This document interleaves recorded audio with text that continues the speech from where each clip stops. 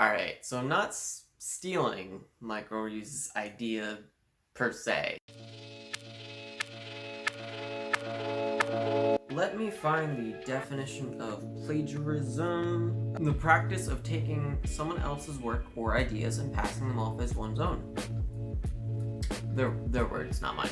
So if you don't know, Michael Reeves made a robot that just shot a laser, and you can control it using either your mouse or like your trackpad on your laptop.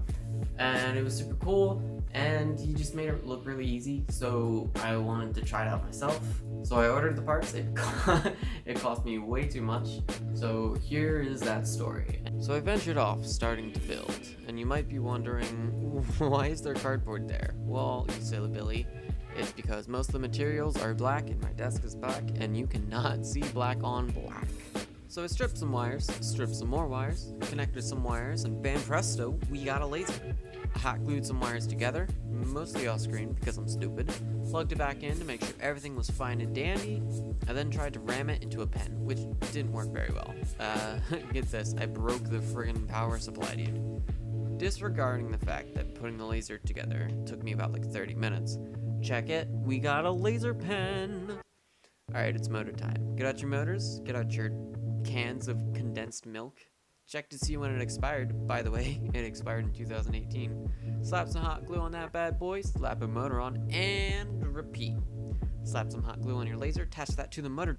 Don't forget to blur out the logo of the condensed milk, and you're just about done with the assembly. Time for the wiring. Connect positive and negative jumper wires to two 5-volt power supplies. Now get your handy dandy breadboard. Connect negative to the negative row, positive to anywhere. Do this twice. Ignore the fact that I swapped my positive and negative wires. I fix that later. Get out your laser machine, start connecting jumper cables to the motors, connect the positive to one of the positives on the board, the negative to the negative bar, and repeat with the other motor. Get out the Arduino, connect one of the motor control wires to port 10 and the other to port 11. And that's actually your wiring done. Looks like a mess. Congrats. Now I could have stopped there. I should have stopped there. But I wanted more.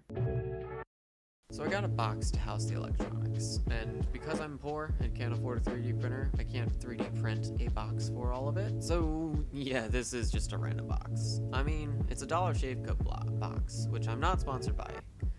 But I mean, hey, Dollar Shave Club, if you're interested, hit me up. I'm somewhat smart because I carved a hole for the robot where my address would be, and I got to work assembling everything in there. It took way too long.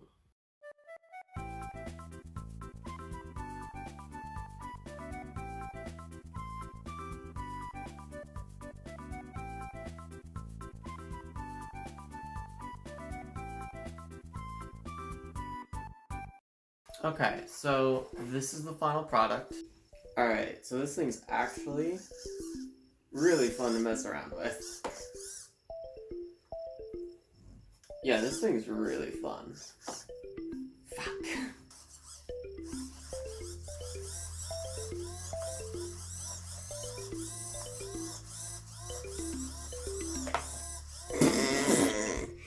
I would call that a massive success. And don't just take my word for it.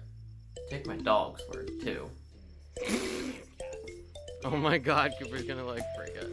Alright, well I guess a big thank you to Michael Reeves because, I mean, this whole video was inspired by him. So the actual reason why I built this was because I wanted to get more hands-on experience with like hardware and software things. Expand your horizons, you know?